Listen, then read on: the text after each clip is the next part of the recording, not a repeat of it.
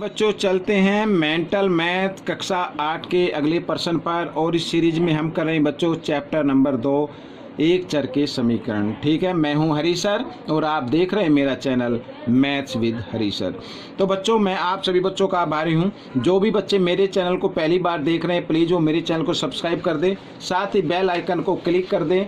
ठीक है, ताकि जो भी वीडियो मैं डालूँ उसकी नोटिफिकेशन आपको मिल सके। ठीक है, तो यहाँ पर बच्चों हम करने वाले हैं प्रश्न 15। ठीक है, पहले मैं लिख लेता हूँ प्रश्न 15।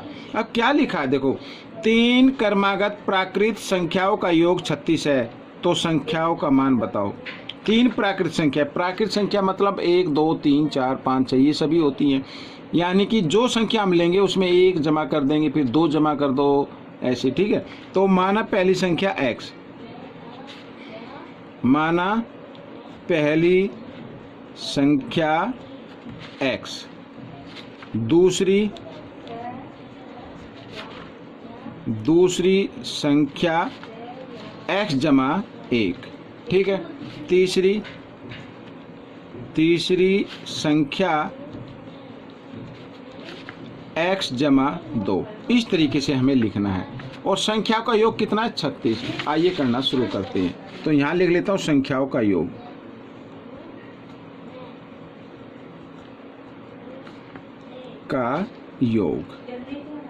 बराबर 36। ठीक है, प्रश्न अनुसार यहां पर देखो पहली संख्या जमा दूसरी संख्या जमा तीसरी संख्या, और इन सब को जमा करने पर आना चाहिए 36। ये आपका समीकरण बन गया। जमा कर लेते x हो 1x 2x 3x, तो 3x और 2 और 1 3 बराबर 36। ठीक है, इस तरीके से क्या हो गया ये समीकरण बन चुका है। अब आपको क्या करना है, चर वाले पद को इधर ही रखना है। 36 जमा 3 है, इसको इधर ले आएंगे, घटा 3। 3x बराबर 36 में से 3 घटा दीजिए 33। 3 इधर गुणा में, इधर आकर भाग में आ जाएगा, तो x का मान आ जाएगा यहाँ पर 33/3। 3 से इसको भाग किया तो आ गया 11। ठीक है बच्चों, यहाँ पर अब पहली संख्या तो आ गई 11, लिख लेता हूँ मैं। पहली संख्या बराबर 11। दूसरी संख्या क्या है? x जमा 1 है बच्चों। ये देखिए x जमा 1 यानी कि 11 जमा 1 बराबर 12। तीसरी संख्या ये देखो, मैं यहाँ पर लिख लेता हूँ थोड़ा नीचे करके। तीसरी संख्या कितनी है? x जमा 2, तो यानी कि 11 जमा 2 बराबर 13। तो बच्चों ये आपका उत्तर आ गया। ठीक है, अब हम करेंगे प्रश्न नंबर 16। यहाँ पर प्रश्न नंबर 16 करते हैं। तो प्रश्न 16, ठीक है पढ़ लेते हैं बच्चों एक बार। देखो क्या लिखा है। लिखा है इसमें, एक आयत की भुजाओं का अनुपात 5:4 है। यदि आयत का परिमाप 180 सेंटीमीटर हो तो आयत का क्षेत्रफल बताइए। ठीक है, क्षेत्रफल बताना है। अब मैं यहाँ पर बच्चों लिख लेता हूँ 5:4 दिया हुआ है। 5 जो ना 5 बड़ा नंबर है तो इसको हम लंबाई मान लेते हैं। ठीक है, अब देखो यहाँ पर मैं आपको एक छोटी सी आयत बना के दिखाता हूँ, ये ऐसे। अब इस आयत का परिमाप दिया हुआ है। ठीक है, हमें क्या निकालना है? क्षेत्रफल निकालना है। लेकिन भुजाओं का अनुपात दिया हुआ है, तो उस भुजाओं के अनुपात से हम इसकी भुजा निकालेंगे पहले। ठीक है, परिमाप दिया हुआ ना, तो उस तरीके से जब हमें भुजाओं की लंबाई पता चल जाएगी फिर हम इसका क्षेत्रफल निकाल सकते हैं। ठीक है, अब यहाँ पर लिख लेते हैं, माना आयत की भुजाएं 5x व दूसरा कितना था? 4 है, तो ये 5x व 4x। ठीक है, इस तरीके से हम लिख लेते हैं। अब ये लंबाई हो गई, ये चौड़ाई हो गई। ठीक है, अब वो लिख लेते हैं आयत का परिमाप। आयत का परिमाप है बच्चों 180। तो आयत का परिमाप है 180 सेंटीमीटर। ठीक है, ये याद रखना, सेंटीमीटर लिख देते हैं। चलो तो हमें क्या निकालना है, आयत का क्षेत्रफल। तो सबसे पहले भुजा निकाल लेते हैं, ठीक। आयत का परिमाप है, लेकिन परिमाप का फॉर्मूला क्या होता है, 2 लंबाई जमा चौड़ाई, इस तरीके से, और परिमाप आ जाता है इधर जैसे 180।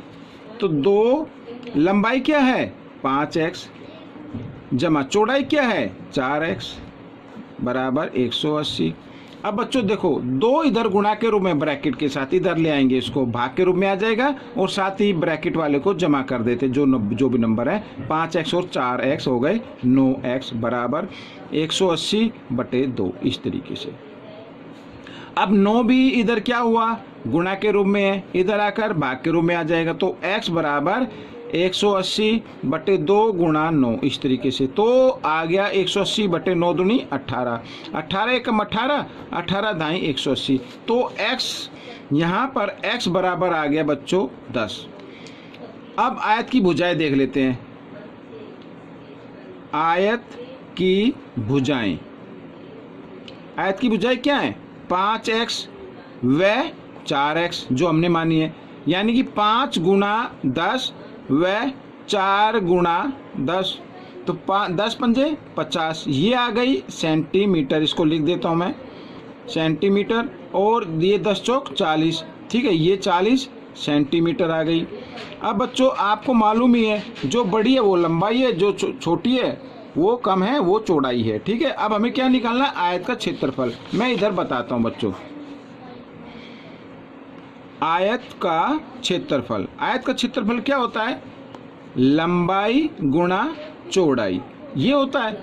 लंबाई क्या है देखो 50 गुणा 40, लंबाई तो 50 और चौड़ाई 40, इसको गुणा किया, 2 जीरो हैं, 2 जीरो लगा दी, 5 चौक 20, तो यहाँ पर आ गया 2000 सेंटीमीटर वर्ग। क्षेत्रफल को वर्ग में लिखना है, क्षेत्रफल को वर्ग में लिखना है, ठीक है बच्चों। तो ये आपका प्रश्न हल हो गया। इसमें जो क्षेत्रफल बताना था वो सेंटीमीटर, तो सेंटीमीटर में बता दिया हमने। आप चाहें तो इसके मीटर भी बदल कर सकते हैं, मीटर में भी इसको चेंज कर सकते हैं, ठीक है। अब जैसे मैं आपको बताता हूँ, यहाँ पर 1 मीटर में 100 सेंटीमीटर होते हैं बच्चों यहाँ पर, ठीक है, और 1 मीटर वर्ग में 100 सेंटीमीटर वर्ग, यानी 100 गुणा 100 ऐसे लगा लीजिए, ठीक है। अब हमें छोटी चीज को बड़ी चीज में लिखना है, तो उसको क्या करना पड़ेगा, इससे भाग। आइए देखो इस तरीके से यहाँ पे आ गया, तो हम इसको भाग कर देते हैं इस तरीके से। तो 2 जीरो से 2 जीरो, 1 जीरो से 1 जीरो, और 2 एकम 2, 2 पंजे 10, तो यानी 0.5 मीटर वर्ग आ जाएगा बच्चों ये यहाँ पर, इस तरीके से, ठीक है। तो मैं तो कहूँगा कि आप यहीं तक करें, दिया हुआ है ही नहीं कि इसमें आप मीटर में ज्ञात करें, तो मीटर में अगर दिया हो तो इस तरीके से कर सकते हैं। तो बच्चों ये दोनों क्वेश्चन हो गए हैं, आपको कैसे लगे मुझे कमेंट्स में जरूर लिखें। इसमें से सीखकर आप दूसरे बच्चों को जरूर सिखाएं। मिलते हैं अगले पार्ट में, तब तक के लिए धन्यवाद।